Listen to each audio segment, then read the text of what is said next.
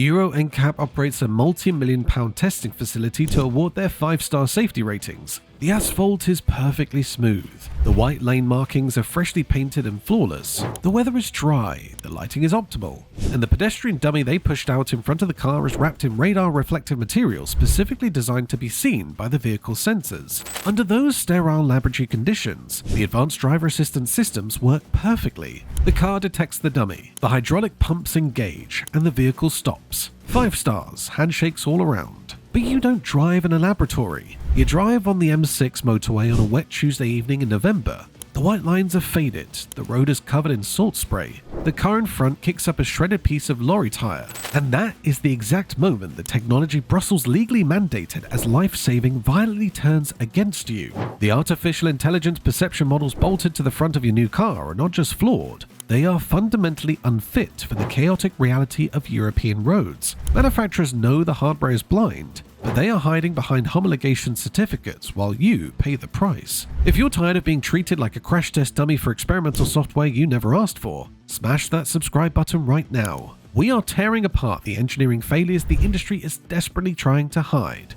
Ring the bell. Number 9. We start with the primary eyes of the system, and the reason your car thinks shadows are made of concrete. The forward-facing camera mounted behind your rearview mirror is usually supplied by Mobileye. It forms the optical backbone of the lane keeping assist and the automatic emergency braking.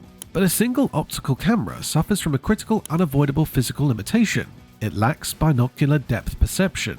Human beings have 2 eyes. We triangulate distance instantly. A single camera lens cannot do that. Instead, the image recognition software has to estimate the depth of an object by analyzing lighting gradients and contrast, which meant the system is hopelessly vulnerable to visual illusions. You are driving down a dual carriageway on a bright sunny afternoon. You pass under a motorway bridge. The bridge casts a sharp dark shadow across the tarmac. Your human brain sees a shadow. The camera's software sees a massive, high-contrast block of dark pixels spanning the road. It mathematically interprets that contrast gradient as a solid 3-dimensional concrete wall. The computer commands maximum hydraulic braking pressure at 70 miles per hour to avoid hitting a shadow.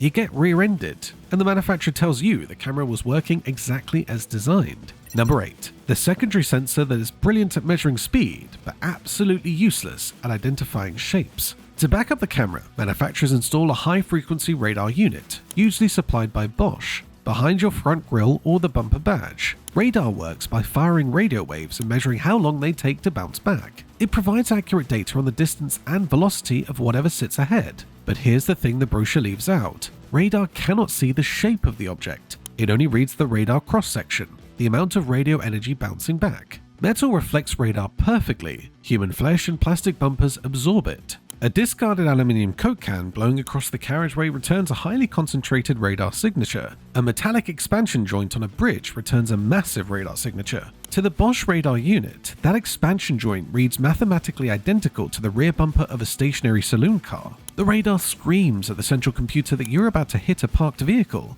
The brakes lock up. You are fighting the physics of an emergency stop over a piece of bridge infrastructure. And this isn't just theory. Volkswagen issued Technical Service Bulletin 10247536 specifically addressing this radar fragility. On millions of modern VWs, the radar unit sits directly behind the plastic badge on the front grille. The bulletin confirmed that if a driver nudges another car while parking and knocks that badge out of alignment by a single millimeter, the radar beam pitches downwards and starts reading the road surface as a constantly approaching vertical wall, triggering violent phantom braking every time the car reaches a certain speed. One light touch in a car park, phantom braking on every motorway journey until a dealer realigns a plastic badge. Number 7. The exact moment the computers argue with each other, and the software decides to crash your car just to be safe. You have a Mobileye camera hallucinating shadows. You have a Bosch radar panicking over aluminium cans. The software sitting between them and arbitrating in milliseconds is called sensor fusion.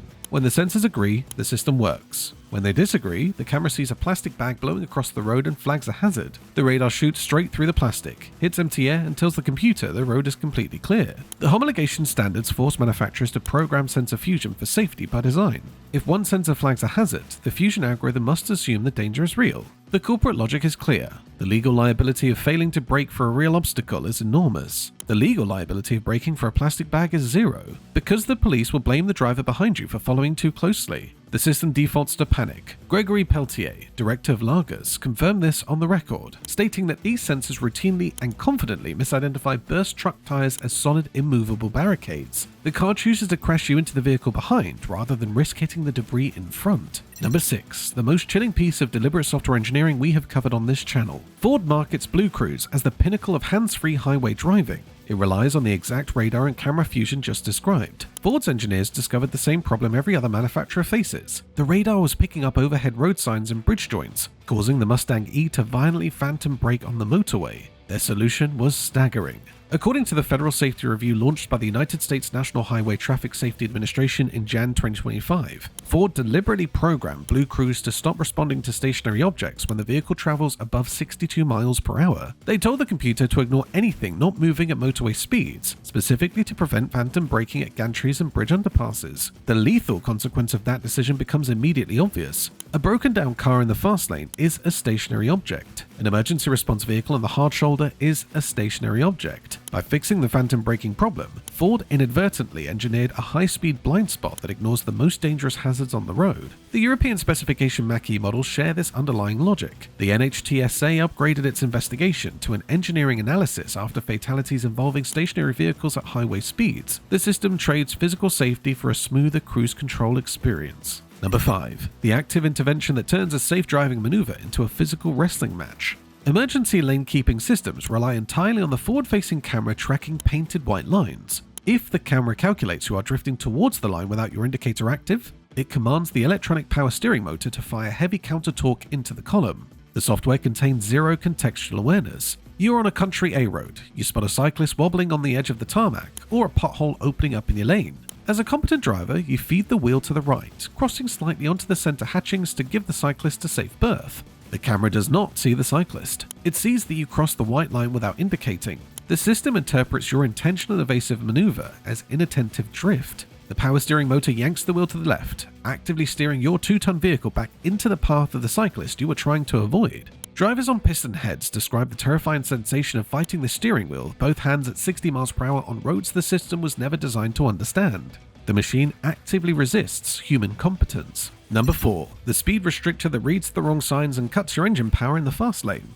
Intelligent speed assistance is now mandatory in every new car. It uses the optical camera to read speed limit signs and cross-references them with onboard GPS mapping data.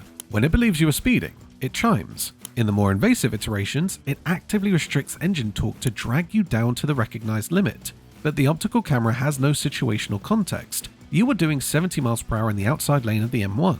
You pass a slip road where the limit drops to 40 for exiting traffic. The camera spots the 40 sign on the slip road and assigns that limit to the fast lane you're in. The dashboard flashes red. The acoustic chimes start. The ECU cuts the throttle. You are mid-overtake on an articulated lorry, and your car is actively scrubbing off 30 miles per hour of speed with a BMW 3 feet from your rear bumper. And the GPS data compounds the problem. The system enforces phantom speed limits from roadworks completed 2 years ago because the digital maps carry no obligation to update in real time. UK drivers on piston heads and Reddit have logged persistent ISA activations on the M25, M6 and the A14, repeatedly complaining that the system enforces 50 or 60 miles per hour limits in locations where the original restriction ended in 2023. The car is fighting ghosts from a roadwork zone that was cleared 18 months ago. Number 3. The catastrophic system cascade that detonates the interior of your car without anything to hit. When the sensor fusion algorithm panics severely enough, it does not just apply the brakes, it prepares the entire vehicle for an impact that is not coming. It pre-tensions the seatbelts, pulling you back into the seat. It rolls up the windows. In the most severe cases of electronic hallucination, it executes the final step. Owners of a modern Mercedes reported this on the Honest John forum in 2024.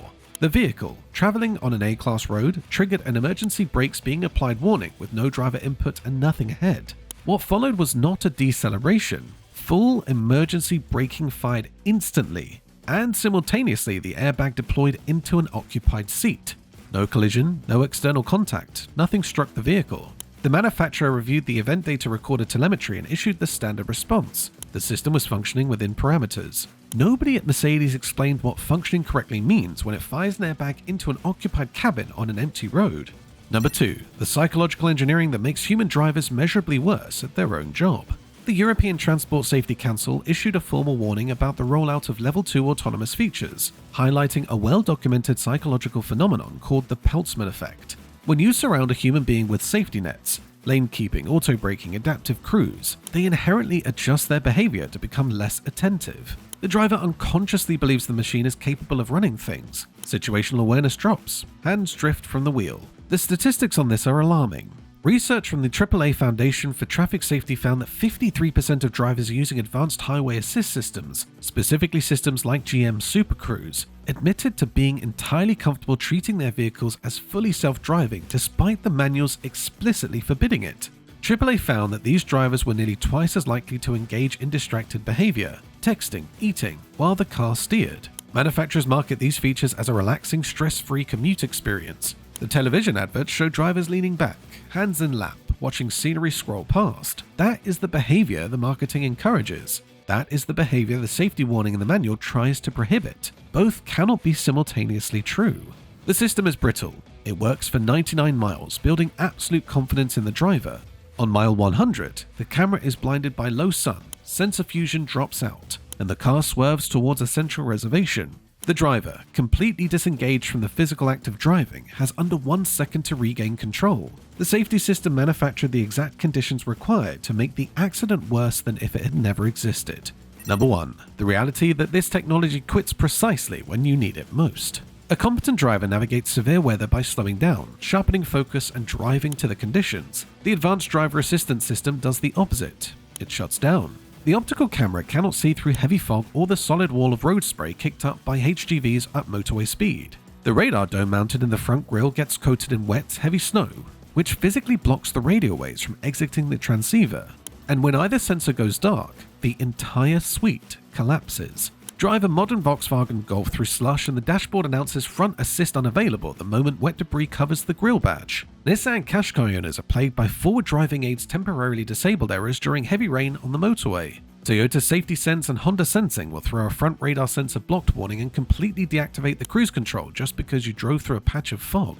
The cascade of amber warnings is identical across every brand and at every price point, because the hardware limitations are identical across every brand and every price point. The entire multi-thousand-pound safety suite hands complete control back to you at the moment the conditions demand the most from a driver. It is engineered for fair weather and pristine test tracks. The EU mandated a safety net that demands £1,650 to recalibrate after a stone chip, fights your steering on a sunny day, slams the brakes for a bridge shadow, and goes to sleep the second it starts snowing on the M6. The automotive industry spent billions convincing regulators that human beings are the weak link in road safety. They pushed this hardware into legislation under the banner of Vision Zero. The hardware is blind, the software is brittle, the legal liability sits entirely on your shoulders when the computers make a mistake. You are paying for a digital babysitter that actively tries to crash your car in good weather and refuses to function in bad weather, while the black box in your dashboard records your every input for the manufacturer's legal team. Has your car's safety system attacked you? Have you fought the steering wheel during an overtake, or had the brakes lock up for a plastic bag, or watched the entire ADAS suite deactivate the moment rain started? Tell me below. Every testimony in these comments proves that the phantom braking crisis is not driver error. It is a systemic engineering failure the industry is hiding behind homologation paperwork. Share your exact experience. Someone reading your comment tonight is holding a conviction for a rear-end shunt they could not have avoided. Prove to them they are not alone.